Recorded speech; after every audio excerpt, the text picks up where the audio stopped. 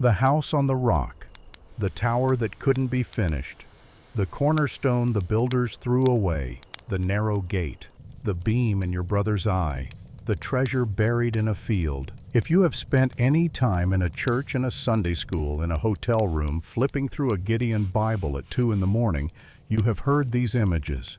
They are the most famous teaching illustrations in the history of the spoken word. 2 billion people alive today can quote at least one of them from memory. They have been translated into every written language on earth. They have shaped law, literature, art, ethics, and the private prayers of more human beings than any other collection of metaphors ever assembled. And every single one of them is a construction term. House on rock, tower, cornerstone, gate, beam, foundation, buried in the ground. My house and These my are not the kingdom will words of a endure priest. forever before you. They are not the words of a Your scribe. throne will be They are not the established words of a forever. Pharisee or a Sadducee or a Roman philosopher. They are the words of a builder, a man who spent his youth learning how to measure wood, inspect stone-fit joints, and lay foundations in a small village workshop in Lower Galilee. Jesus of Nazareth was a tekton, the Greek word the Gospels use in Mark 6:3. We translate it carpenter, but the word covers more than wood. A tekton was a craftsman of building materials, wood, stone, sometimes both. And every the trade whole term world that the Jesus parables came used from. in his most famous Ariel, sermons, every village that reference to built the beams and vocabulary. splinters and houses and foundations and towers half built, was a word he learned somewhere. He learned it in a workshop. He learned it from a man, and that man never speaks a single recorded word in any of the 4 Gospels. Tonight we are going to do something that, as far as I can tell, has never been done in a single documentary. We're going to walk through the parables of Jesus, not as theology, not as devotional literature, not as sermon illustrations, but as a vocabulary audit.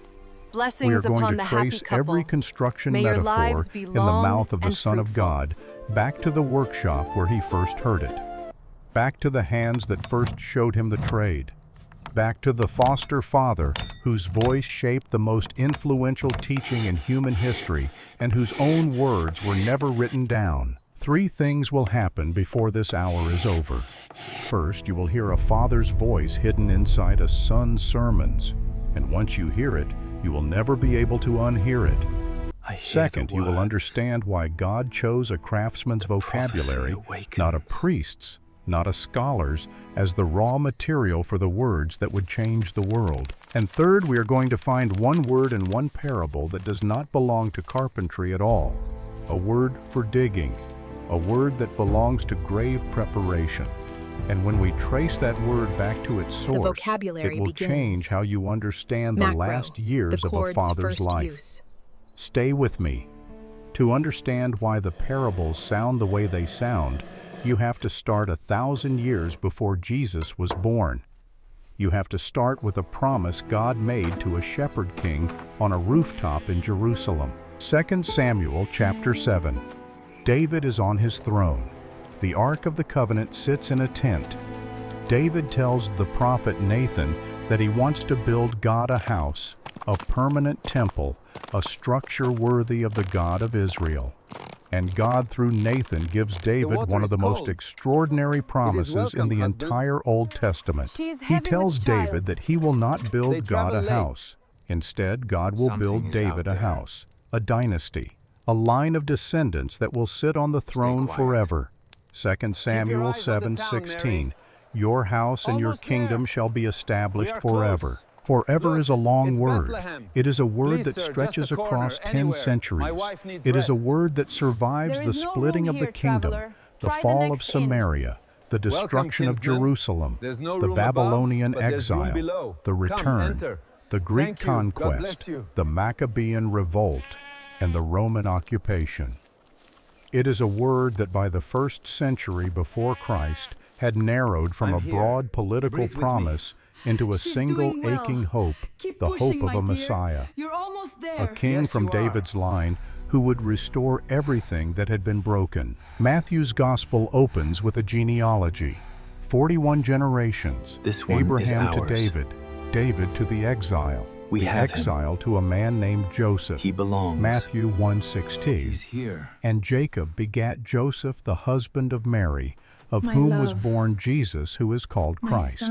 Notice the careful grammar. Matthew does not say Joseph begat Jesus. He says Joseph was the husband of Mary, of whom of Mary, not of Joseph, Jesus was born. The genealogy traces the legal line of David's throne through Joseph. The biological miracle traces through Mary. Joseph carries the legal inheritance. Mary carries the child. Between the two of them, the 1,000-year promise lands in a borrowed feeding trough in Bethlehem. But here is what matters for our story tonight. The line of David did not pass through priests. It did not pass through scribes. It did not pass through scholars or prophets or temple officials. By the 1st century, the royal line of David had become in the world's eyes a line of ordinary men, farmers probably, tradesmen, men whose names appeared in no Roman record, whose hands built no monument, whose voices carried no further than the edges of their own small villages. Joseph was a tecton in Nazareth. His father was likely a tecton before him, his grandfather before that. Mary! We do not know how far back the trade went in Joseph's family, but we know this by the time the promise of 2 Samuel 7 reached Joseph. It had been carried for 1,000 years by men who worked with their hands, and that matters, because the vocabulary of a family does not change overnight. A family of builders thinks in building terms. They describe the world in the language of their trade. When a tecton tells his son a story, the story has wood in it. When a tecton teaches his son a lesson, the lesson has foundations and measurements and joints. When a tecton prays, his prayers smell like cedar. The messianic promise traveled through 1,000 years of hands that knew how to measure, cut, fit, and build. And when that promise finally arrived, when the Messiah finally stood up in a synagogue and opened his mouth to teach, the words that came out were not the words of the temple. They were the words of the workshop, the words of the tecton, the words of a 1,000-year chain of builders whose daily language had been quietly preparing the vocabulary of the most important sermons the world would ever hear. And the last link in that chain, the man who actually placed those words in Jesus' mouth, was the man whose own words the Gospels never bothered to preserve. That is the inheritance we are going to trace tonight. Not the bloodline, the word line, the language a father passes to a son when no one is listening.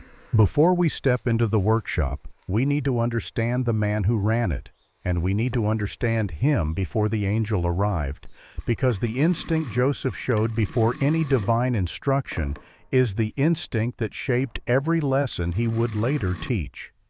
Matthew 1:18 tells us in a sentence that is easy to read past that before Mary and Joseph came together, she was found with child, found by a village, in a community of 200 to 400 people, where every face was known and every belly was watched. Soon we will be the home, excavations beneath the Church of the Annunciation, the work of the late Father Bellarmino Bagatti in the 1960s, and more recent surveys around Nazareth village suggest a settlement so small that every birth, every betrothal, every unexpected pregnancy was public knowledge within days. One well, one synagogue, 40 stone houses on a hillside. There was no place to hide a secret here. Mary was visibly pregnant during the betrothal period, the kiddushin, the legally binding first stage of marriage, before the consummation that came with the second stage, the nisuin. The math was obvious to everyone. Under Deuteronomy 22:23-24, the penalty for unfaithfulness during betrothal was severe. By the 1st century, Roman authority had likely removed the right of local Jewish courts to execute, but the social penalty was nearly as final. Public shame, a bill of divorcement read before witnesses. a young The woman will of marked the for Father life. is to be Joseph about had his two business. options under the law. Where have you been, He could son? accuse her publicly, I must drag be the in my matter before the father's elders, house. demand the full Son, weight of we legal have searched for you consequence, everywhere, with protect his great own fear. Why reputation did you stay at the here? cost of hers. Did you not know that I must be Or in my he father's could house? divorce her privately, a bill written quietly witnessed by two trusted men, dissolving the betrothal without naming the offense. We A must keep mercy, walking, but a Joseph. mercy Yes, that Mary. cost the We man are who almost offered there, it. with him. Because here is what understand nobody now. tells I you am about the ready. private option. In a village of 400 people, a man who quietly divorces a pregnant fiancée does not look like the merciful party. He looks like the guilty one. The village does the math. The village sees a man walking away from Help a me clear pregnant this girl. passage, son. The village Yes, concludes that Joseph We is the must one who got prepare her this pregnant final and is resting now place. refusing to marry her. The private divorce protects Mary from the law, but it destroys Joseph's reputation. He becomes the cad, the coward, Here, the drink a man who little. used a girl and Thank walked away. Matthew Rest now. The night 1:19 is almost tells done. us he chose it anyway. Being a just man and not willing to make her a public example, he was minded to put her away privily. Before any angel, before any dream, before any divine confirmation. A young carpenter in a small village handed what looked like an impossible betrayal. Instinctively chose the option that shielded her at his own expense. He took the wound rather than pass it on. That instinct, that reflex of quiet, costly protection, is the instinct that would shape everything about how Joseph later raised his foster son. It is the instinct behind every bolt he slid across every door. It is the instinct behind every border he crossed. And it is, I The believe, true measure of a man is instinct not that the size shaped of how his he fields, taught. but the strength Because of his a man spirit. who instinctively We must build our protects lives with does the not same teach care with we build our harshness. homes. He does not teach with public correction. He teaches with patience, with demonstration, with the long, quiet rhythm of showing a boy how to do something and then letting the boy try it for himself. He teaches the way a good craftsman works, measuring Keep it twice, steady, my cutting son. once, never rushing the Together. joint, never forcing the fit. The parables of Jesus are patient Father. stories. They are not shouted, they are laid out. They unfold at the pace of a man explaining something carefully to someone who has time to listen. God, I thank They you have for the the rhythm gift of a this day. workshop, Give me observation, strength for the instruction, work ahead, demonstration, and practice. wisdom to guide my That path. rhythm came Amen. from somewhere. It came from a man whose instinct when the world handed him a crisis was to absorb the cost himself and keep working. And then the angel came. Matthew 1:20. The angel of the Lord appeared to Joseph in a dream, not in the temple like Zechariah, not on a hillside like the shepherds who would come later, not even while he was awake. In a dream, behind closed eyes, in a village where no one else could see the messenger or confirm the message. Joseph, thou son of David, fear not to take unto thee Mary thy wife, for that which is conceived in her is of the Holy Ghost. 23 words. That is what Joseph received. 23 words spoken into the ear of a sleeping man on a straw mat in a one-room house in Nazareth. No witnesses, no proof, no scroll to carry to the synagogue the next morning. Nothing but a memory of a dream and the impossible weight of what it meant. And when he woke up, he did not wait. He did not test the dream with a fleece like Gideon. He did not My argue house with the and my angel like kingdom will Moses endure at the forever bush. before you. He did not ask for a Your sign throne like will be Zechariah in the established temple. forever. Matthew tells us simply that he arose from his sleep and did what the angel told him. He took Mary as his wife. We can reconstruct in outline what that morning looked like, though we cannot verify the details. A man rising before dawn, the lamp relit, the bill of divorcement, the papyrus he had been preparing the night before rolled up and set aside. A walk across the village to Mary's father's house. A conversation we do not hear. A decision This is the announced in whole front of world morning that the light in a parables came village from. already doing the arithmetic. the And then village he that walked built back the to his vocabulary. workshop. This is the moment I want you to hold in your mind, because this is the moment the motif of this entire story begins. A Tecton's most important tool was not his chisel. It was not his adze, his bow drill, his mallet, or his saw. It was his measuring cord, a length of twisted flax or linen knotted at regular intervals, used to mark distances, check alignments, and verify that a beam was true.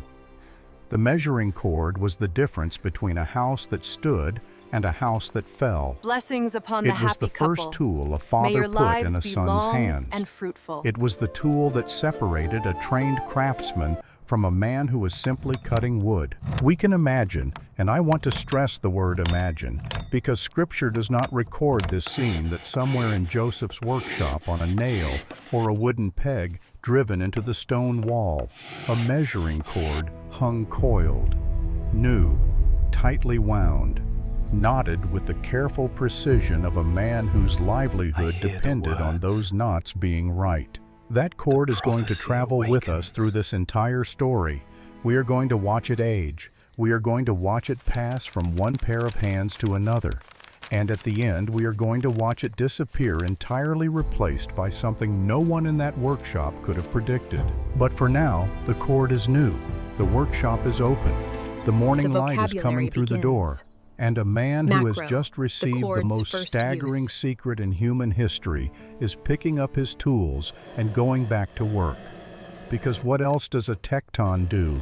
He measures, he cuts, he fits, he builds. And now, without knowing it, he is about to begin building something far more important than a yoke or a door frame or a roof beam. He is about to begin building a vocabulary, a set of images, a library of metaphors, a craftsman's way of seeing the world. All of it passed through daily work, daily repetition, daily contact between a father's hands and a son's hands in a room that smelled like cedar and olive wood and sweat. The vocabulary that would one day become the parables of Jesus Christ was about to be assembled word by word in the workshop of a man who would never be quoted. And the measuring cord, the tool that started it all, was about to be taken down from its nail for the first time, but not yet. First, the family had to survive. Luke 2:1. A decree from Caesar Augustus, a census. Every man required to return to his ancestral town for enrollment. Joseph's ancestral town was Bethlehem, the city of David, 5 miles south of Jerusalem on a limestone ridge overlooking the shepherd fields of the Judean lowlands. A town that had been sleeping in relative obscurity for centuries, a small agricultural settlement with no political importance, no military significance, and no reason for a Roman emperor to care about it. This one except is for ours. one verse. Micah 5:2. But thou, him. Bethlehem, Ephratah, He though thou belongs. be little among the thousands of He's here. Judah, yet out of thee shall he come forth unto me, that is to be My ruler love. in Israel. Joseph knew My that son. verse. Every Jewish man of his generation knew it. The Messiah was to be born in Bethlehem. The connection was not obscure. It was not hidden. It was common knowledge, repeated in synagogues, discussed at Passover tables, woven into the hopes of every occupied Jewish village from Dan to Beersheba. When Herod would later ask his scribes where the Christ was to be born, the answer would come back without hesitation. Bethlehem. Everyone Forgive knew, my intrusion, and so on a Majesty, but there are road whispers his of a plot. ancestors had Your own walked for counselors are 1,000 questioning your years. decree. A They say carpenter the led his child yet pregnant lives. wife His toward the verse, exact Your town Majesty. where the promise Out of was you will supposed come to one who will arrive, be ruler, carrying a new inside her king the then. exact child the Find them. prophecy was We about. believe the The child is in distance was Bethlehem, roughly sire, 90 a most miles. auspicious journey. The route most Return likely to me went when through you the have found Jordan him, so Valley I to too may avoid pay Samaritan territory, east from Nazareth, south along the He river, is the promised then west one. up into the Judean highlands. Gifts for the For a king. healthy man traveling alone, the journey took 4 or 5 days. For a young carpenter walking beside a donkey carrying a woman in the Mary, final weeks of wake up. pregnancy, it took longer. What? We cannot know exactly what Joseph? happened on that We road, must go. but we Go can where? reconstruct the shape of it from what we know about first-century travel in Palestine. No. The dust, the heat during the day, the Goodbye, cold my at son. night, the roadside wells where other census travelers gathered, where conversations watch over you. happened, where questions were asked. Where are you from, Nazareth? Where are you going, Bethlehem? Why census? The decree. Caesar's orders. The most boring possible answer, hiding the most explosive truth a man could carry. He could not say what he knew. He could not tell a stranger at a well that the child his wife was carrying was the fulfillment of Micah's promise, the answer to David's covenant, the reason every Jew in the southern provinces was looking over his shoulder toward Bethlehem. He could not say it, because the moment those words left his mouth, they became a target. There were men in the first century actively watching for the Messiah, some with hope, some with weapons. Have you seen the traveler? Herod the Great, dying and paranoid in his palace in Jericho, had already killed 3 of his own sons over suspected plots against his throne. The word Messiah spoken aloud in the wrong ear, at the wrong well on the wrong road, could end a family. Joseph said census. He said it 90 miles worth of times. And every evening when the road went dark and the small family stopped to rest, whether at an inn crowded with other travelers, or at a campfire beside the road, or in the open air beneath the winter stars, Joseph checked the road behind them. He listened for hooves, he listened for armor, and he reached for the one tool he had brought that was not for building, a small iron knife. Every Galilean traveler carried one. Not a weapon exactly, a blade for cutting bread, for trimming rope, for 1,000 small camp tasks. But also on a road full of bandits and census chaos, and the general unpredictability of an occupied country in the middle of a tax enrollment. It was the only protection a carpenter could carry. The knife would not stop soldiers. It would not stop Herod. It would not stop anything that was actually coming. But it was what he had.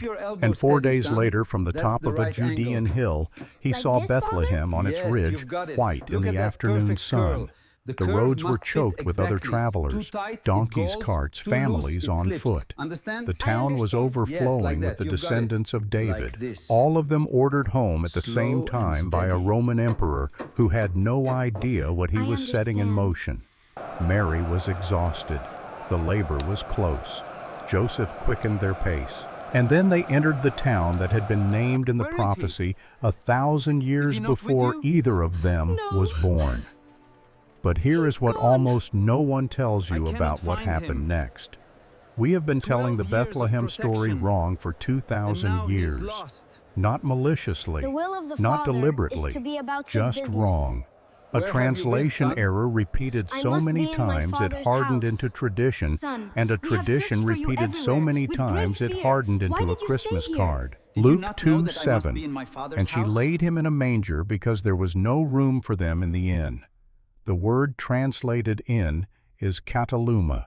It is a Greek word that Luke uses exactly twice in his gospel. The first time is here in the birth narrative. The second time is in Luke 22:11, where Jesus sends his disciples to prepare the upper room for the Last Supper.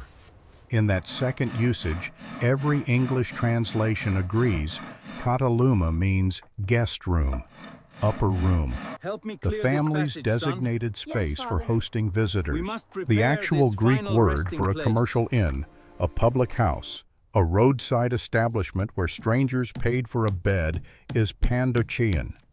Luke knows this word. He uses it in Luke 10:34 in the parable of the Good Samaritan, when the Samaritan brings the wounded man to an inn. Luke uses the right word when he means a public inn. And he uses a different word, kataluma guest room, when he describes the place that had no space for Joseph and Mary. What does this change? It changes everything. Joseph was a descendant of David. Bethlehem was the city of David. He almost certainly had relatives there, distant cousins, members of the same clan people who shared the same ancestral connection to this town. The custom in first-century Judea was clear. You stayed with family. You did not look for a commercial inn when kin were available.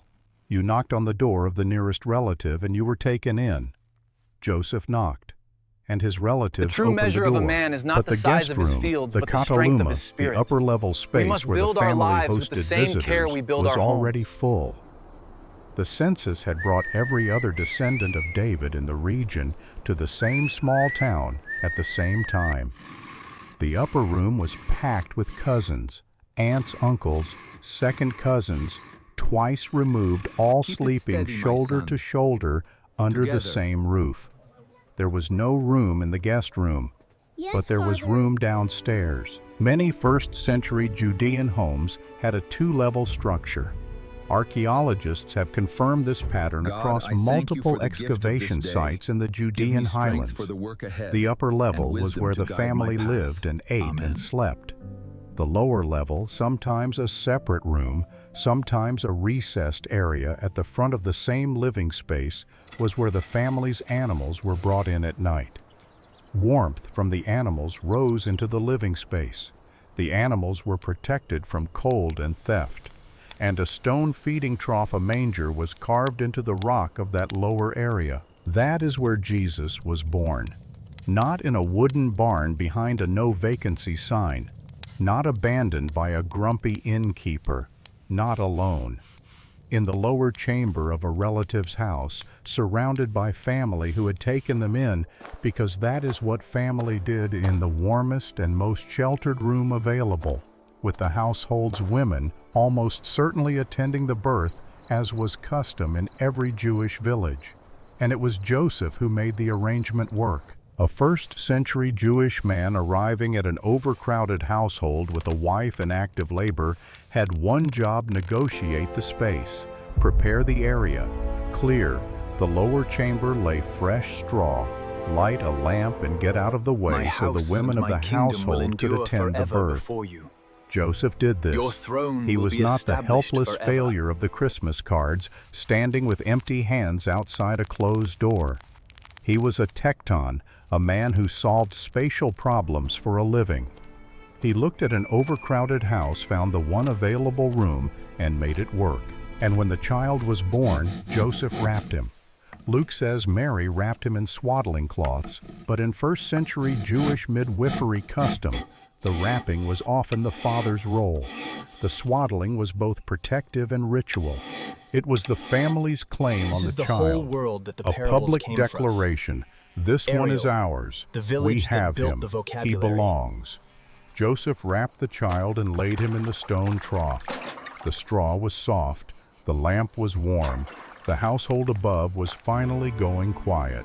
And for a few hours in the sheltered lower room of a cousin's home in Bethlehem, the most carefully hidden child in history was exactly where the oldest prophecy in Israel said he would be.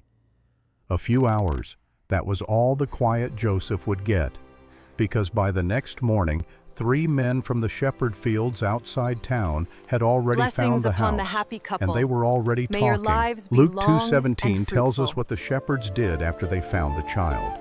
They made known abroad the saying which was told them. Made known abroad. The Greek verb is diagnorison. They publicized, they broadcast, they told everyone they could find. In a town of perhaps 1,000 people, 3 men running through the streets at dawn, shouting about angels and a manger and a Savior born that night, would have been impossible to ignore. The rumor was loose, and rumors in the first century traveled in a specific direction. They traveled uphill, from villages to towns, from towns to cities, from cities to palaces. Every piece of unusual news in occupied Judea eventually reached Jerusalem, and in Jerusalem eventually reached the one man whose vocabulary attention begins. you did not want. Macro, Herod the chord's Great. first Herod use. had been on the throne for over 30 years. He had rebuilt the temple, a construction project so massive it would not be completed until decades after his death. He had built the fortress of Masada, the harbor at Caesarea, palaces and aqueducts across the country. And he had also, according to the historian Josephus, executed his wife Mariamne, 3 of his own sons, his mother-in-law, and an uncertain number of political rivals, real and imagined. The historian recorded a grim joke that circulated in Rome. It was safer to be Herod's pig than Herod's son. Herod was dying. Josephus describes the final illness in clinical detail: gangrene fever, a rotting that began in the organs and worked outward. He was 68 years old. He was paranoid in the specific way that only dying kings are paranoid. And into his court sometime in the weeks or months after Jesus' birth walked a group of foreign astronomers from the east. Matthew 2:2. Where is he that is born King of the Jews? They asked it in the open, in the markets of Jerusalem, in front of people who knew exactly which palace that question would reach. Matthew 2:3 records the reaction. When Herod the king had heard these things, he was troubled, and all Jerusalem with him. All Jerusalem, not just the palace, the whole city, because the whole city knew what Herod did when he felt threatened. They had been watching it for 30 years. Herod called his scribes. We have him. He asked them where the Messiah was to be born. They answered without hesitation, Bethlehem, citing Micah 5:2. Then Herod did the most dangerous thing a paranoid king could do. He called the wise men back to the palace privately. He asked them what time the star had first appeared. He was calculating. He was narrowing the window. Then he told them to go to Bethlehem, find the child, and bring back word so that he too might come and worship. I was lying. He was always lying. His entire reign had been a long, sophisticated lie, maintained by intelligence networks and informants, and the occasional public execution. Forgive my intrusion, and now the Majesty, lie but was there are pointed whispers at of a a child in a stone feeding trough 6 miles south They of the say palace. child yet lives. Joseph His in verse, Bethlehem did Your not know Majesty, any of this was out of you happening. will He come did one not who know will that be foreign ruler, astronomers a had new walked king into then. Jerusalem Find and them. asked the one We believe the question that child would is in turn a Bethlehem, paranoid sire, a king's most attention auspicious to the journey. one town where Return his to me when you foster have found son him, was so I sleeping. too may pay homage. He did not know We that have the followed scribes the had already star. confirmed Bethlehem. He is He the did not promised know one. that the wise men were We have already brought on the gifts for road the heading king. south, carrying gifts and good intentions, and the invisible trail of Herod's interest behind them. How as in the rented house tradition suggests, the Mary, family had moved wake from the up. lower chamber into a What? small separate What's room. wrong, Joseph? By We now, must go. the Go Cataluma where? having cleared out, as census travelers returned home. The child was a few weeks old, perhaps older. The Goodbye, manger my son. scene was behind them. Life was beginning to feel almost normal. May God watch Then the over wise men knocked, and the last safe night of Jesus' first year began to end. Matthew 2:11 tells us the wise men entered the house, eiston oikion, not the lower chamber, not the manger, and fell down and worshipped the child. They opened their gifts: gold, frankincense, myrrh, the metal of kings, the incense of priests, the spice used to prepare the dead for burial. Christian tradition has read those three gifts as a Drink summary slowly, of my who the love. child was: Rest, king, Joseph. priest, and We are sacrifice. safe for a moment. Whether the wise men understood the full weight of what they The were finest offering, we fruits, cannot only say. here. But we Step can aside, say what goods Joseph coming was through. doing while they Have knelt. you seen the traveler? He was standing No, they behind moved Mary, quietly. his hand This on is the it, bolt Mary. of the closed Our door, new watching beginning. strangers worship his foster son. And It's he was simple, but calculating. it's home, A Joseph. tecton calculates. This It is joint what the not trade right. trains It a is not man of to this do. place. Yes, Every it is beam has a Galilean. cost. Half the Every price, then. project has Very a well. budget. Every Keep going. scrap of wood, every day of That's it. labor, One more. every iron nail driven done. into a joint has a price attached to it. And Joseph, watching gold pile up on the floor of a rented Bethlehem room, was almost certainly doing the math without knowing why the math mattered. Gold was the currency of long journeys. Frankincense and myrrh could be sold for significant sums in any major marketplace. The wise men had not brought toys. They had brought, without knowing they were doing it, the funds to flee. Arise, and take the Joseph young found child out and his that mother, same and night. go into the land of Matthew Israel. 2:13. The angel of the Lord Keep close, appeared to little one. Joseph in a dream. Arise and take the young Soon we child will and be his home, mother my and love. flee into Egypt, for Herod will seek the young child to I never destroy thought him. I'd see this place again. This time the angel did not say, "Fear not." This time the angel said, "Flee." And Joseph did what Joseph always did. He obeyed instantly. He woke in the dark. He did not wait for dawn. Matthew 2:14 says simply, "He took the young child and his mother by night and departed into Egypt." He took the gold the wise men had left. He took the frankincense and the myrrh. He took the child. He took the woman he had married to protect. I took the measuring cord from the workshop wall, because a tekton without his cord is a man without his trade, and wherever he was going, he would need to work. And before he left, he did one last thing. He went to the door of the rented Bethlehem house. He looked back at the room where foreign kings had knelt only hours before. He saw the empty mat, the cold lamp, the straw still pressed into the shape of a small body, and he slid the bolt across the door one last time. It is one of the smallest gestures in the entire nativity story, and it is the most revealing. Why bolt a door you are abandoning? Why lock out soldiers who will break it with an axe? Because the bolt was not a defense. The bolt was a ritual. The bolt was the only thing Joseph could do with his hands at the end of a night that should not have been ending this way. We are almost there. The bolt said we were here. We are not running because we failed to protect them. We are running because even protection has limits. Behind that bolt within days would come the soldiers. Matthew 2:16 records the order. Every male child in Bethlehem and the surrounding region 2 years old and younger was to be killed. We do not know the exact number. Modern estimates based on the small population of first-century Bethlehem suggest perhaps a dozen children, perhaps 20. Not the hundreds depicted in medieval paintings. Something quieter, something that in its smallness is somehow worse. A village losing its youngest boys to a dying king's paranoia, 1 or 2 children per household in the homes of the very relatives who had taken Joseph and Mary in. One boy was missing from that count because a carpenter had bolted a door in the dark, shouldered the gold that strangers had left on his floor, and walked south toward a country he had no map for. The measuring cord coiled tight in his tool bundle left Bethlehem that night alongside the child it would one day teach to build. Neither of them would come back for years. But here is what nobody talks about when they tell the Egypt story.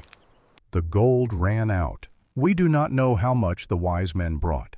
Scripture does not specify quantities, but we know this however much it was. The true measure of a man is not the size of his fields, but the strength of his spirit. Which means it was probably we must build our lives with the same amount. care we build our homes. A traveling caravan of foreign astronomers, however wealthy, was carrying what their camels could bear.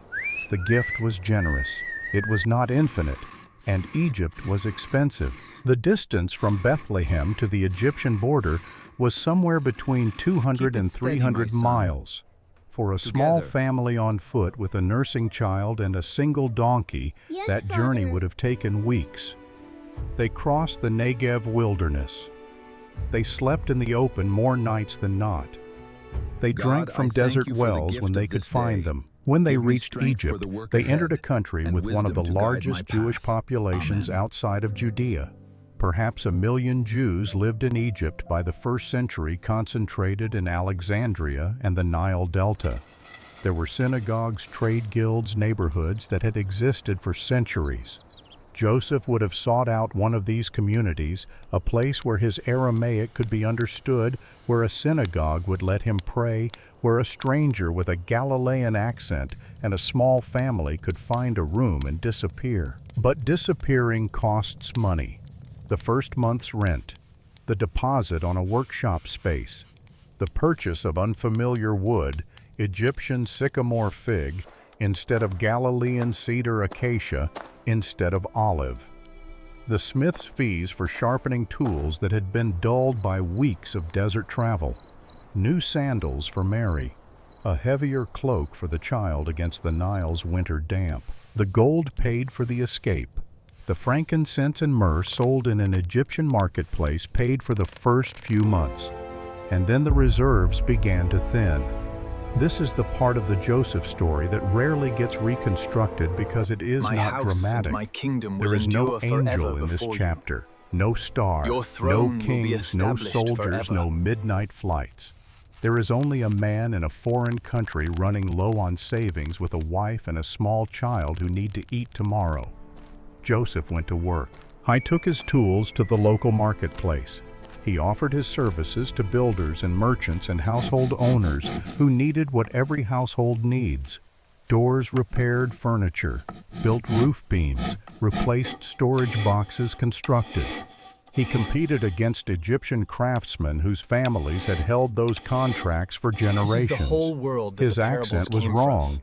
His wood selection was wrong. The village His that built the joints were cut in the Galilean style, which was not quite the Egyptian style, and every customer who noticed the difference used it to negotiate a lower price. We cannot know the details. Tradition, particularly the Coptic Christian tradition, which preserves detailed stories of the Holy Family's route through Egypt, holds that the family lived in several locations over 1 to 4 years. Some traditions name specific towns. Some traditions name specific miracles. We will not treat those traditions Blessings as upon the history, happy couple. but we can May extract your from lives them be the long core of and something fruitful. plausible. A young Jewish family moving through the Jewish quarters of Egyptian cities, living on the earnings of a carpenter who had to learn a new marketplace. And in the middle of all of it, a small boy was growing, walking, then running, then speaking. First words in Aramaic, then Egyptian words picked up from neighbor children. A child's vocabulary assembling itself from 2 languages, 2 cultures, 2 sets of sounds heard through the thin walls of rented rooms. The measuring cord came out of the tool bundle. In Egypt, it was not new anymore. The flax was fraying at the edges. The knots were loosening.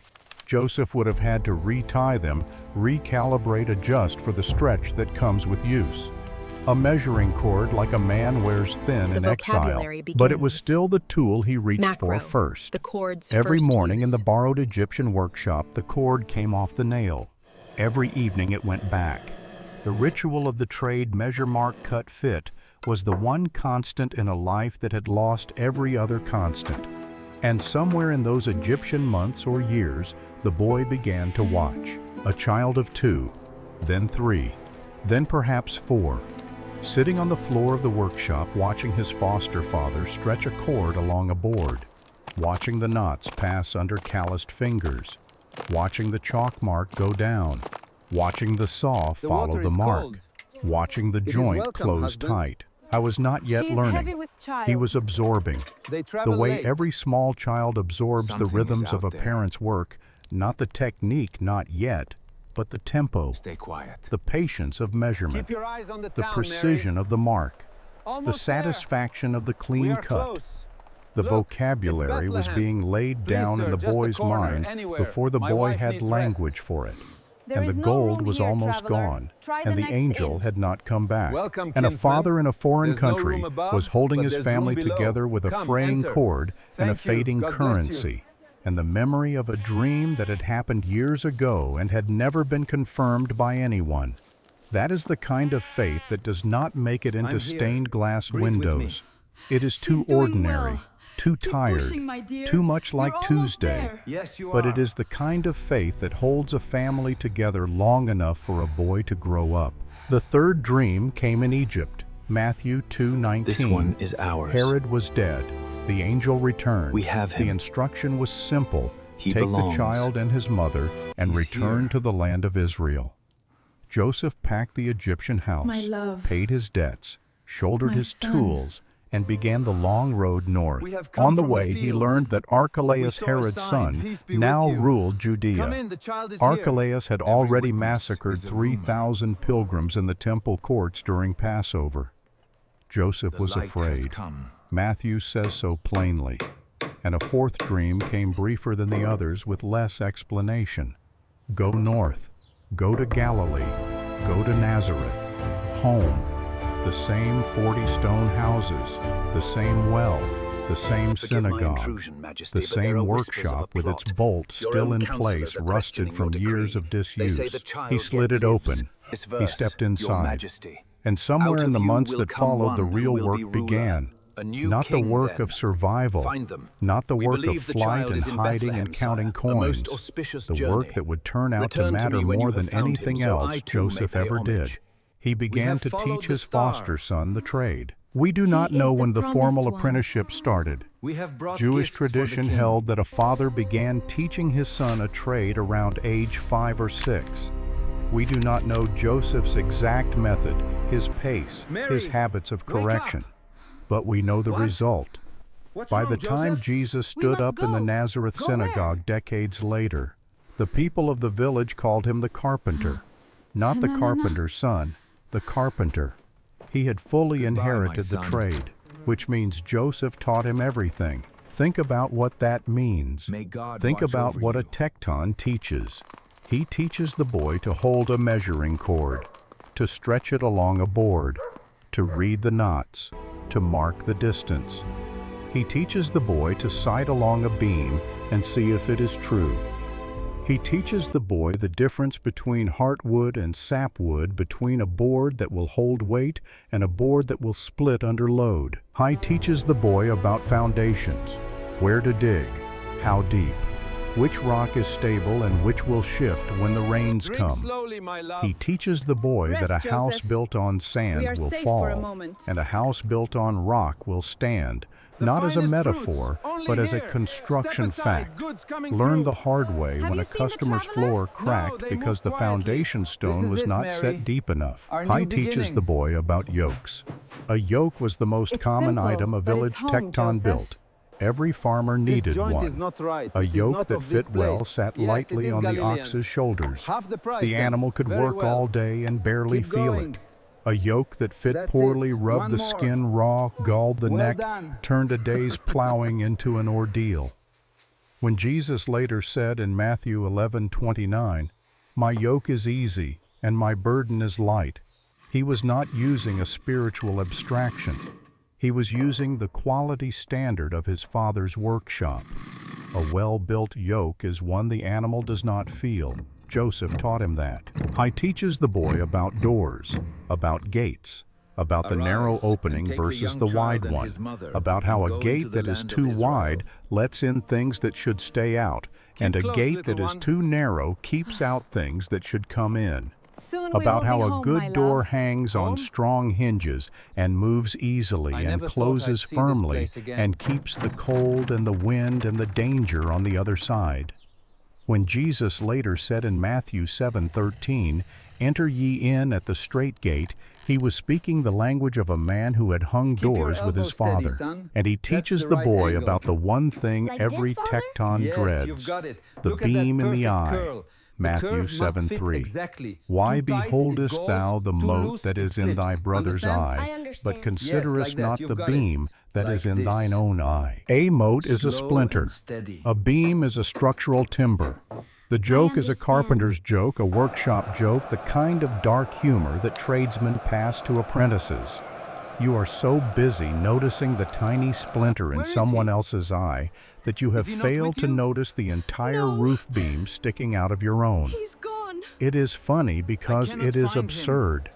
It is absurd 12 because years it of is protection. exactly the kind of exaggeration he's a father lost. uses when teaching will a of the son to Father pay is attention to to be his about own his work business. before criticizing Where have you someone been, else's. son? Joseph taught I him must that. be in my father's And the measuring house. cord, now Son, stretched, we have now searched for you frayed, everywhere, now with great reknotted, fear. and Why did you stay recalibrated by here? years of Did you not use, know that was I the must be in my tool at the father's center house? of every lesson. The cord was the boy's first tool. It was the tool Joseph placed in his hands before the chisel, before the saw, We must before keep the walking, mallet. Joseph. Because Yes, Mary. before you We can are cut, almost you there, must with measure. him. I Before you can understand build, now. you must I am know the ready. distance. Before you can lay a foundation, you must mark where the corners go. The cord changed hands, not all at once, gradually. The father showing the boy how to hold it. The boy stretching it along a board for the first time, getting it Help me wrong, clear this getting it passage, right, son. getting Yes, it wrong Father. again. We must The prepare father this watching from the final bench, resting place. saying nothing, because Joseph never says anything. just letting the boy try again, and again, and again, until the cord looked right in the boy's hands, Here, drink a little. until the boy's marks Thank were you. clean, until Rest the now. The measurements night were is true. almost done. The second state of the cord, no longer new, now familiar, now held in younger hands, now measuring boards that would become yokes and doors and roof beams for the farmers of the Nazareth Valley. And every measurement the boy made was a word being added to a vocabulary he did not yet know he was building. Luke 2:41.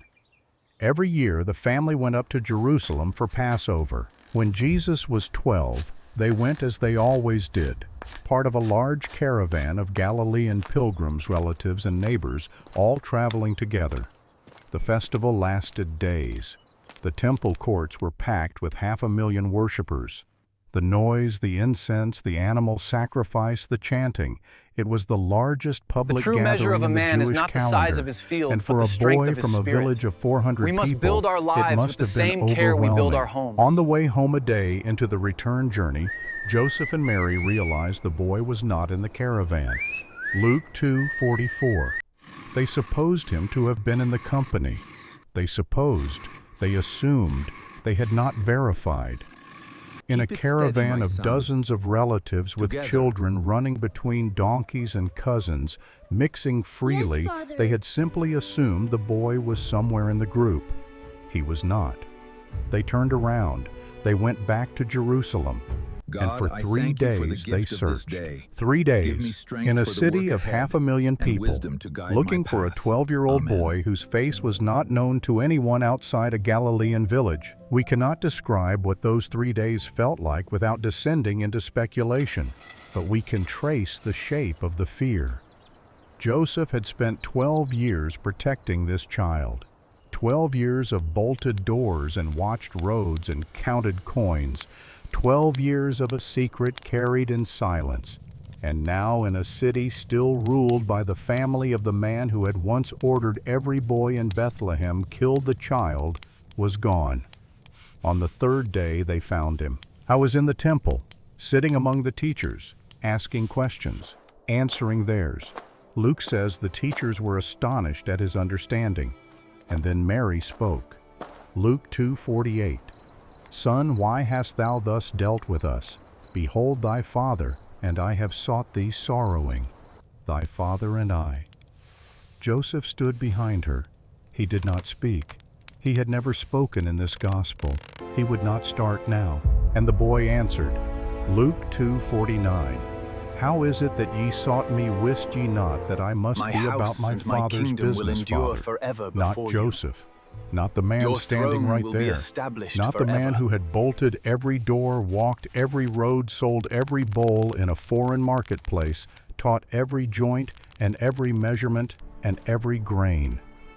My Father, meaning God, meaning the one whose house this temple was, meaning the one whose business the boy was already beginning to understand was not carpentry. There is a quiet wound in this scene that almost never gets named. Joseph had known since the first dream whose son this boy truly was. He This had is the always whole known the world day that would the parables come when the came boy from. would speak the word Father Ariel, and the point it village somewhere that else. built the vocabulary. He had been preparing for this since Nazareth, since Bethlehem, since Egypt, since the long road back.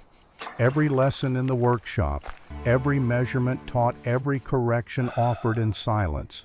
All of it had been the work of a man building something he knew would eventually be handed over to someone else. He heard the word. He stood behind Mary. He said nothing.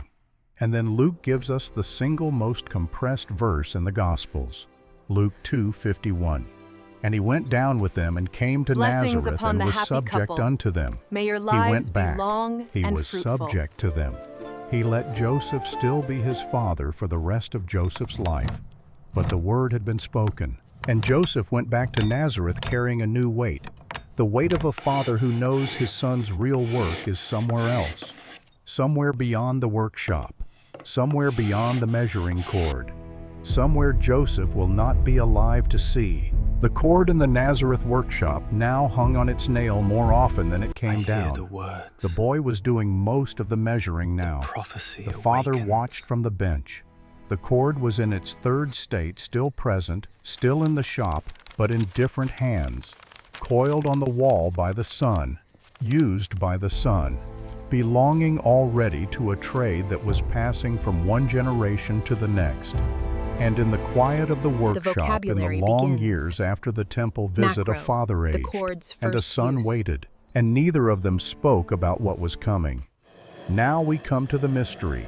I told you at the beginning of this hour that there is one word in one parable that does not belong to carpentry, one verb that breaks the pattern, one term that, when you trace it back to its source, changes how you understand the last chapter of Joseph's life. The parable is in Matthew 25, the parable of the talents. A master gives 3 servants different amounts of money and goes away on a journey. 2 servants invest what they are given. The third does not. Matthew 25:18. But he that had received one went and digged in the earth and hid his Lord's money. The word translated digged is oruxin in the Greek. It means to dig a hole in the ground, to excavate, to open the earth. It is not a carpentry word. Every other construction term in Jesus' parables fits the tecton trade precisely. Houses, foundations, towers, beams, gates, yokes, cornerstones. These are the vocabulary of a builder. But digging a hole in the earth is not what a carpenter does. A carpenter works above the ground. He works with what has been quarried and cut and carried to the workshop. He does not dig. So where did Jesus learn this word? Here is where we have to step carefully into reconstruction. Scripture does not tell us the answer. Tradition does not address it. What follows is an inference grounded in what we know about the tecton trade in first century Galilee, but an inference nonetheless. We have him. A village tecton did not only build for the living, he also built for the dead. In first century Galilee, burial customs required specific preparations. The body was washed. The body was wrapped in linen. The body was carried to the family tomb, usually a cave carved into a limestone hillside on a bier. A wooden bier, built by the village craftsman. A tecton built cradles and coffin boards. He built the first structure a child slept in and the last structure that carried a man to his grave. His trade covered the full span of a human life, from the first wooden surface, a baby's body touched, to the final wooden surface, a dead man's body lay on. And the preparation of the tomb itself sometimes required digging, clearing the entrance, excavating a new shelf inside the cave when the family outgrew its existing space, widening the opening for a bier that was larger than usual. The verb, oruxin, to dig, was part of the tecton's extended vocabulary, even if it was not part of his daily work. Joseph dug. Not often, not as his primary trade, but when a Nazareth family needed a tomb prepared, when the stone needed clearing, when the entrance needed widening, the village craftsman was called. And his young apprentice, in the years when the boy was old enough to carry tools, but too young to handle the heaviest work, would have come along. The boy would have watched his foster father prepare the dead for burial. And somewhere in those years, in the long silence between the temple visit and Joseph's own death, the boy would have watched his foster father prepare not just other people's burial places. He would have watched Joseph slow down, the beard graying, the hands less steady, the lamp in the workshop lit earlier in the afternoon because the work was taking longer. The walk between the house and the shop becoming more careful, the work gradually shifting, more of the heavy labor falling to the son, more of the finishing work still held by the father's practiced hands. Joseph was aging toward his own grave, and the boy, now a young man, perhaps 18, perhaps 20, perhaps older, was watching the process with the eyes of someone who understood better than anyone in history what death meant and what it cost. We do not know when Joseph died. Scripture does not tell us. He is absent from the wedding at Cana. He is absent from the cross where Jesus entrusts Mary to John, a duty that would have fallen to Joseph if he were alive. He is absent from every scene of Jesus' public ministry. The tradition of the early church places his death sometime when Jesus was in his late teens or 20s. We cannot verify the date, but we can reconstruct the shape. A father growing weaker, a son growing stronger, the workshop passing from one pair of hands to the other. The measuring cord now old, now stretched, now knotted so many times, the knots had their own knots hanging on the wall of the shop, still there, still functional, but belonging to the son now. The father's hands had let it go. The third state of the cord, still present, still in the workshop, but no longer held by the man who first hung it there. And then one night or one morning or one slow afternoon, Joseph died. We cannot describe the scene. Scripture refuses to give it to us. But we know from first-century burial custom what would have happened next. The body washed, the body wrapped in linen, the neighbors gathered, the mourning cry raised, a bier built perhaps from the workshop's own wood, perhaps by the hands of the son who had learned the trade from the man now lying on it, the procession to the hillside, the cave tomb, the stone rolled aside, the body laid inside, the stone rolled back, and Jesus standing at the grave of the man who had taught him every word he would ever use in every parable he would ever preach, knew the verb oruxin from the inside. He knew it because he had watched his father dig. He knew it because he had helped his father dig. I knew it because on that hillside outside Nazareth, someone had dug a hole in the earth for the man who had spent his life measuring and building above it. The talent buried in the ground, the treasure hidden in the field, the seed planted in the soil. Every parable Jesus told about things put into the earth carried beneath its theology the memory of a grave on a hillside, the memory of a father lowered into limestone, the memory of a son who had already learned what loss felt like before he ever called his first disciple. When Jesus stood at the tomb of Lazarus years later and wept the shortest verse in the Bible, John 11:35, he was not weeping for the first time. He had already buried a father. He had already dug. The word oruxin was not a metaphor. It was a memory. And the man whose grave gave Jesus that word, the man whose burial taught the Son of God what it meant to put something precious into the earth and trust that it was not lost, that man never spoke a single recorded word in any gospel. But his vocabulary is on every page. There is one last thing to see. After Joseph died, Jesus continued running the workshop. Mark 6:3 confirms it. The people of Nazareth still called him the carpenter when he returned to preach. For some period of time, months, years, we cannot say the son carried the father's trade. The same bench, the same tools, the same customers coming to the same door, and the measuring cord was still on the wall. But then came the day Jesus walked out of the workshop for the last time, maybe at 30 when he went to the Jordan to be baptized by his cousin John. Maybe earlier. We do not know the exact moment, but there came a morning when the door of the Nazareth workshop closed behind him and he did not come back, and the measuring cord stayed on the nail. That is the fourth and final state. The true measure of a man is not the size of his fields, but the strength of his spirit. Not passed from father to son. We must build our lives with the same care we build our homes. Absent from the hands of the man who walks out into the Galilean countryside and begins to preach. But here is what I want you to understand, because this is the one thing this entire hour has been building toward. The cord disappeared from his hands. It did not disappear from his mouth. Every parable Jesus preached for the next 3 years was a measurement. Every story he told was a way of stretching a line between 2 points and showing his audience the true distance. God, the house on the rock and the house on the sand, that is a measurement of foundations. Wisdom to guide the my narrow path. gate Amen. and the wide gate, that is a measurement of openings. The beam in your brother's eye, that is a measurement of self-awareness.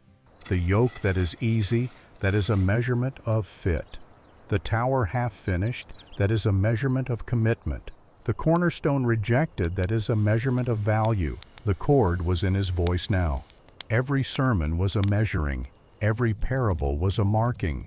Every lesson was a careful, patient stretching of a line between what the audience thought they knew and what they actually needed to see. And the rhythm of those sermons, patient, unhurried, built for understanding rather than applause, was the rhythm of a man who had been taught by someone who measured twice and cut once, who showed instead of told, who corrected with a gesture instead of a shout, who let the boy try and fail and try again, because that is how a good craftsman teaches.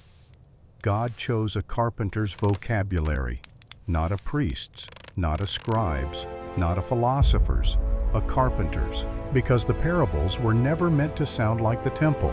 They were meant to sound like a kitchen table, like a workshop, like a father explaining to a son patiently in the language of the trade.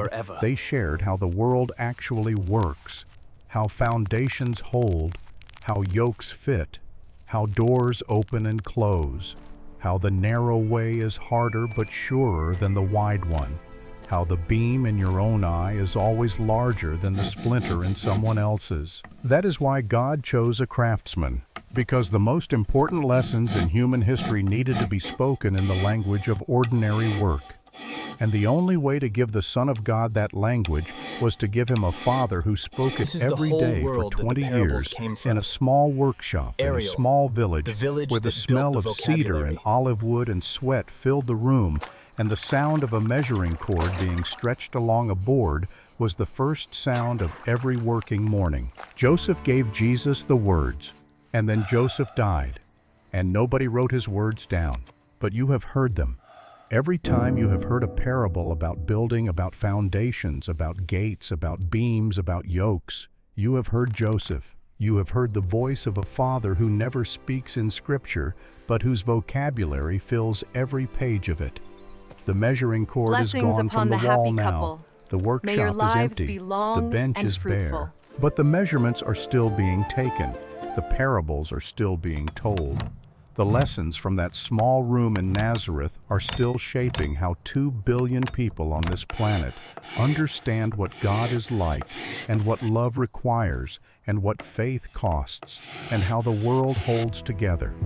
Because a father taught a son, and the son remembered, and the words lived.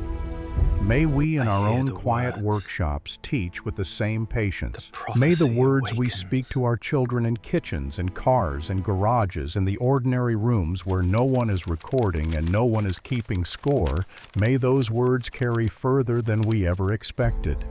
May we trust that the vocabulary of love spoken daily in the small language of our daily work will find its way into the mouths of the people who come after us. And may the God who chose a silent carpenter to give a Savior his vocabulary be the God who takes the ordinary words of your life and builds something with them that outlasts your name. Next week we are following that vocabulary to the place where it finally broke. Mary at the foot of the cross. The day the sword that Simeon had promised when she was still a teenager finally came for her. The day the boy she had wrapped in swaddling cloths in a Bethlehem lower chamber was wrapped instead in burial cloths. The day the long watch of motherhood which Joseph had shared for so many years came to its final unbearable hour with only her left to keep it. Something is out there. Joseph's watch was the vocabulary. Mary's watch was the vigil, and we are going to walk through it with her. Until then, may your words carry further than you know. May your work outlast your name, and may the God of Joseph keep watch over you in your own small workshop on your own quiet nights in the rooms where no one else can hear what you are teaching. Until next week.